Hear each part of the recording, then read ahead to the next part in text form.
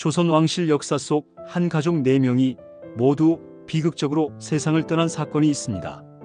바로 영조의 첫사랑 정빈 이 씨와 그녀의 자녀들 이야기입니다. 조선을 오랫동안 통치했던 군주 영조의 삶 속엔 가장 슬픈 가족사가 드리워져 있죠. 영조는 연인군 시절 만났던 첫사랑 정빈 이 씨를 첫 후궁으로 맞이합니다. 숙종 말년 8살 나이로 궁에 들어온 궁녀 이 씨는 연인군이던 영조의 어린 시절부터 이미 그의 첩이었죠. 정빈 이 씨는 창의궁에서 2딸과 아들 하나를 낳습니다. 훗날 화옥옹주로 추증되는 장녀 향염은 1년 만에 요절하였고, 그리고 아들 효장세자는 기록이 엇갈리지만 대체로 10세의 병으로 세상을 떠난 것으로 전해집니다. 죽기 전 그는 아버지에게 효를 다하지 못하고 떠나는 것이 한스럽다고 말했다고 하죠. 그러나 그의 죽음을 두고 늘 의혹이 따랐습니다. 궁인 순정이 독살했다는 기록부터 경종의 왕비 경순왕 대비 어씨가 배후라는 소문까지 돌았습니다. 하지만 진상은 끝내 밝혀지지 않았습니다.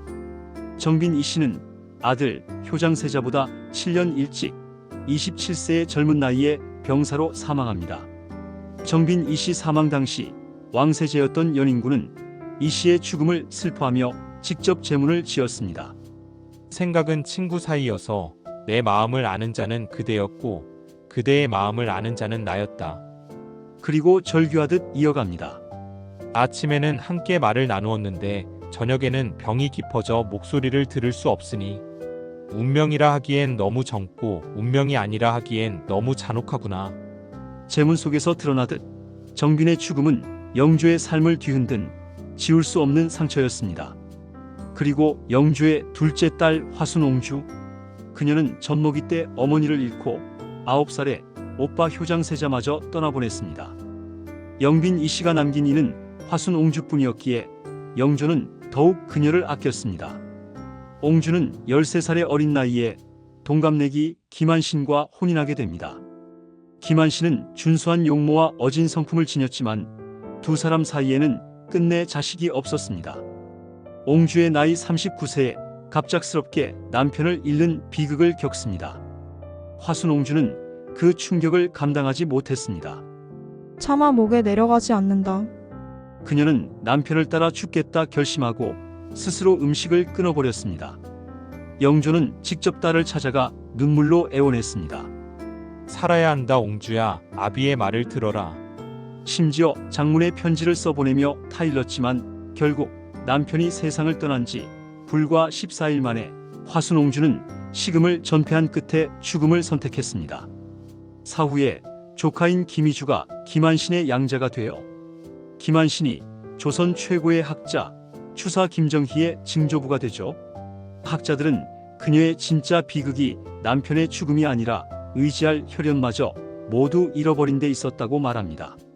사관들은 옹주의 열렬한 절개를 극찬했고 예조판서 이익정은 그녀를 연례로 정리할 것을 청했습니다. 그러나 영조는 이렇게 말했습니다. 자식으로서 아비의 말을 거역하고 먼저 죽었으니 정절은 있으나 효에는 모자람이 있다. 결국 영조는 열여문을 허락하지 않았습니다. 하지만 그 후 세월이 흘러 정조가 즉위합니다. 정조는 고모 화순옹주의 행적을 두고 왕실에서는 처음으로 있는 여랭이라 극찬하며 정렬을 세우도록 했습니다. 1783년 정조 7년 충청도 예산 화순옹주의 집 마을 어귀에 정문이 세워졌습니다. 옹주의 비극적인 사랑과 절개는 그렇게 뒤늦게 역사 속에 새겨진 것입니다. 그런데 열려문이 세워진 뒤엔 오히려 스스로 목숨을 끊는 여인들이 늘어났습니다. 어쩌면 영조는 이미 이런 사례를 내다본 걸까요? 그래서 관료들의 청을 거절한 게 아닐까 생각됩니다. 그렇다면 영조와 본부인 정성왕후 서씨의 사이는 과연 어땠을까요? 두 사람은 첫날 밤부터 삐걱거렸습니다. 영조가 손이 참 곱구려라고 말하자 정성왕후는 이렇게 답했습니다. 고생을 안 해 그렇습니다. 평생 서출 콤플렉스를 짊어진 영조에게 이 말은 마치 어머니 숙빈 최 씨를 비하하는 듯 들렸습니다. 그날 이후 부부 사이는 멀어졌습니다. 정성왕후 사이에서 아들을 얻지 못한 영조는 사도세자를 비롯한 자녀를 후궁들 사이에서 얻었죠. 말년에는 불과 14살의 어린 소녀 김씨를 새 왕비로 맞이했는데 그녀가 바로 정순왕후 김씨, 훗날 조선을 좌지우지하는 막후 권력자가 되었죠. 영조의 말년 선택은 또 다른 역사의 파문을 일으켰습니다. 그렇다면 왜 영조는 사랑하는 아들을 뒤주에 가두었을까요? 어릴 때 사도세자는 총명했지만 점차 불안정한 성격을 보였고 신하들과 갈등하며 폭력적인 행위를 일삼았습니다. 영조는 군주로서 나라를 지켜야 한다는 책임과 아버지로서의 사랑 사이에서 갈등했습니다. 결국 그는 군주의 길을 선택합니다. 왕조의 안정을 위해 자신의 아들을 뒤주에 가둘 수밖에 없었던 것이죠. 백성을 위했던 명군이면서도 가족에게는 냉혹했던 군주. 영조의 삶은 모순과 아이러니 그 자체였습니다.